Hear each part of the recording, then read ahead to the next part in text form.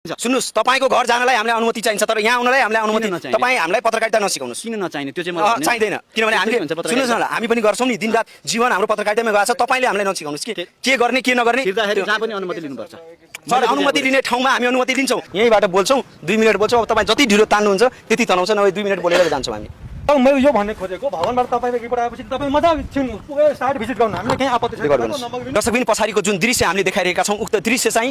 नयाँ मन्त्री क्वार्टर बनिरहेको छ हामीले रिपोर्टिङ के को लागि चिठी सर जनताको पैसाले बनेको यो भवनहरु अनि तपाई हामीले सिकाउँदै हुनुहुन्छ सुन्नुस् न सर तपाई हामीलाई सिकाउँदै सबै जनता पैसाले हैन सर तपाई गरेर मात्रै हैन तपाईसँग तपाई आधिकारिक व्यक्ति हो यहाँको ल अब मलाई यो बताउनुस् यहाँ रिपोर्टिङ गर्नलाई के चाहिन्छ हामीलाई रिपोर्टिङ गर्न अफिसमा जाने प्रोजेक्ट म्यानेजरसँग अनुमति लिने अनि गर्ने म्यानेजर कहाँ हुनुहुन्छ अफिस यो त प्रोजेक्ट यो साइडमा छौ नि त हामी साइड अफिसमा हुनुहुन्छ नि त साइडमा त बोलाउनु पर्छ जानुस् न आउनुस् न अफिसमा लान्छु म तपाईलाई आउनुस् नाम चाहिँ दिवाकर शाह उहाँको नाम चन्दु मिश्रा चन्दु नागरिकताहरु पनि छोड्नु पर्यो सर परेन मोबाइल नम्बर पनि लेख्नुहुन्छ लेख्नु सर 9811 70 6465 उहाँ सरको उहाँको किन चाहियो सर तपाईको नम्बर नाम बताउनुस् तपाईको मेरो नाम ईश्वर लामिछाने कुन पदमा हुनुहुन्छ म यहाँको साइड इन्चार्ज तपाईको मोबाइल नम्बर कति हो 98 44 50 12 93 नागरिकता कहाँबाट लिनुहुन्छ नुवाकोट जिल्ला वंशज हो के हो हजुर वंशज यस्तो प्रश्न गर्दाखेरि कस्तो फिल हुन्छ सर के म त केही पनि लाग्दैन आफ्नो डिटेल बताउँला के भएर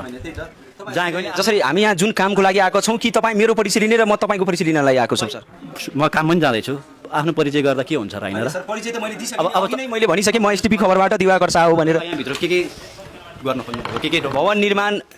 निर्माण कहिलेसम्म सम्पन्न हुन्छ हैन कति सम्पन्न भइसकेको छ के बाँकी छ त्यही सब विषयमा हो सर अरू अन्य के पनि त्यसको लागि चाहिँ पीएम बाहिर हुनुहुन्छ भवन विभाग जानु भएको छ उहाँ आएपछि डिटेल उहाँले दिनुहुन्छ है पीएम बाहिर जानुभयो उहाँको ठाउँमा कोही त हुनुहुन्छ होला नि जिम्मेवार व्यक्ति साइडमा अहिले त्यस्तो छैन उहाँ इन्जिनियर साहब उहाँ हो उहाँसँग त हामी बोल्न मिल्छ नि मिल्छ नमस्कार इन्जिनियर सर हजुर नमस्ते स्वागत छ यहाँलाई एचपी खबर हस् धन्यवाद सर यो साइडको कामहरू कतिको तदारुकताका साथ भइरहेको छ कति समय लाग्छ यो सम्पन्न हुन अब यो हाम्रो चाहिँ अहिले 27वटा बिल्डिङ चाहिँ स्ट्रक्चरको काम स्ट्रक्चर काम चाहिँ हाम्रो अलमोस्ट फिनिस भइसकेको छ अब चाहिँ हाम्रो काम भनेको एक्सटर्नल बाउन्ड्री वालहरू भइरहेको छ अनि कतिको लागतमा बनिरहेको छ यो हाम्रो लगभग 1.4 अरब